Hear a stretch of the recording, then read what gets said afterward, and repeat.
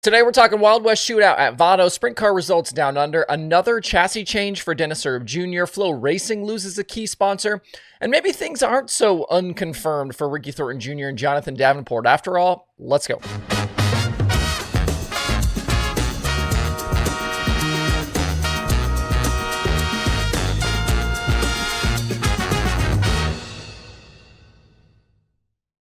It's Sunday, January 12th. I'm Justin Fiedler. This is DIRTRACKR Daily presented by Kubota Genuine Parts.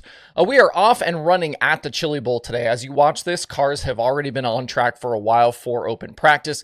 Teams are going to get a few opportunities to get on track today, and then officially racing starts on Monday with the first of 5 prelim nights. And last check, we were at 389 entries. There have been a few adjustments on some team and driver combos and prelim nights. You can see all of the updates over at chilibowl.com. Make sure to pay attention to some of these social media things as well. FloRacing does have a live stream running for practice today that at least for some part of the day is just fixed cameras with no commentary. I don't know if there will be commentary later today or not, but at least there is some coverage. If you want to see cars on track, you can certainly do that. You are also running out of hours before the pools close. So if you need to get that last minute research in, go grab a subscription to DIRTRACKR Plus at dirtrackr.com/getplus.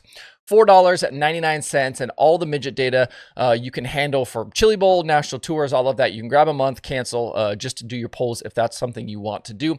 We'll obviously be keeping tabs on the Chili Bowl all week. Still a lot to come there.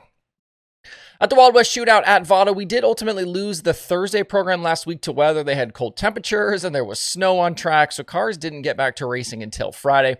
In that night's feature, it was all Garrett Alberson. He went 4th to the lead on lap 1 and was able to keep Bobby Pierce at bay over the final few laps to score his first win at the Wild West Shootout since 2022. Pierce and Tyler Erb rounded out the night's podium. Alberson, he's from not that far from Vado, just up the interstate to Las Cruces, so it's always good to get a win near your home. He's been solid all week, no finishes worse than 7th through these first 4 nights. Hat tip as well to Ross Bales and Austin Kirkpatrick. That car was fast in that Friday feature, but as they say, it was going really good until it went really bad. If you like late models though, definitely check out AK's YouTube channel. He's an interesting guy. He's always got a science experiment going on when he brings his cars out to the race. Last night at Vado, it was back to the Bobby Pierce show. He led all 40 laps from the pole for win number 3 in just 4 races.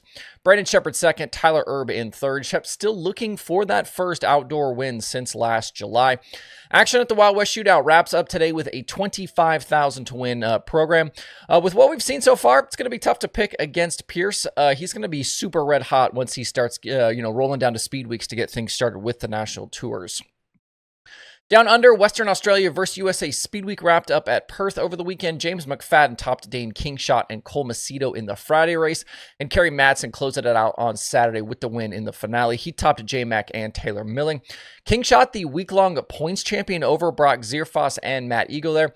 Sprint car teams in Australia will hit up some other tracks in the next 2 weeks as the focus starts to shift towards the Classic at Premier. That event is January 24th through the 26th. Jumping into some news from recent days, the Lucas Oil Late Model Dirt Series has completely shifted the upcoming schedule at Golden Isles for the season opener. Tuesday's practice, it's now Thursday. Wednesday's racing program is canceled completely, and Thursday's racing has been moved to Sunday. So now you'll get practice Thursday, $12,000 to win racing on Friday, $25,000 to win racing on Saturday, and $10,000 to win on Sunday. We'll see, though, how this holds together through the week with the weather forecast. Definitely keep an eye on that.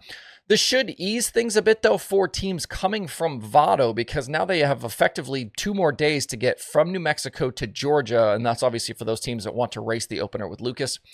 Remember as well, we are watching how things play out between Golden Isles and the Chili Bowl for reigning Lucas champion Ricky Thornton Jr. His National Tour choice has been in doubt through this offseason, and we know that how things play out this week could go a long way in deciding what direction the Kohler Motorsports 20RT decides to go. But maybe things aren't so undecided after all. In recent days on the Dirt on Dirt videocast previewing Speed Weeks, Ben Shelton talked about RTJ's Lucas title chances like he was already committed here. And if there's someone who would at least have a pretty good handle on things, it would be Shelton. He talked through a potential RTJ versus Devin Moran championship battle while also bringing up Brandon Sheppard in the Rocket House car. He also mentioned that it sounded like Jonathan Davenport would be back full-time. There's been some question about whether or not JD would return for 2025, as we know his feelings towards National Tour racing seem to ebb and flow. Sometimes he's cool with it, sometimes he's not. And we've seen that team run Lucas, then drop off for a season, then come back. So it's not uncommon for this type of thing to happen with that 49 Landers machine. At the moment, though, JD's schedule on his website doesn't show anything beyond speed weeks, but his return to Lucas would certainly make that roster just that much more difficult. We could easily be looking at a four-way fight again between RTJ, Moran, Shep, and JD. And I'd like to throw Hudson O'Neal into this conversation as well, but with all the changes he's been through and the loss of Anthony Burrows from the SSI team, I think there's just too many questions around the 71 right now to really know where they stand for this Lucas Championship. One other Lucas note for you, we know Tim McCreadie is shifting over to the Boom Briggs team for this year, and that group unveiled their new look for this season. McCreadie, going with a mostly white paint scheme, is switching to the number 9 as a tribute to his dad, Bob McCreadie, who passed away just this last year. Supposedly, this car is running in conjunction with the Rocket House car as sort of a pseudo teammate, as we've been told. So we'll see if that pays dividends for McCreadie and Boom as the season gets rolling. On the Outlaw side, Dennis Erb Jr. swapping chassis brands yet again. Erb had been a Rocket guy, but there was a several-week Barry Wright experiment during 2024 that ultimately didn't stick. Erb finished out the year back in Rockets, but kicking off 2025, Erb has swapped over to Capitals now. Over on Facebook, Capital posted a bunch of photos of Erb cars in progress back on Friday.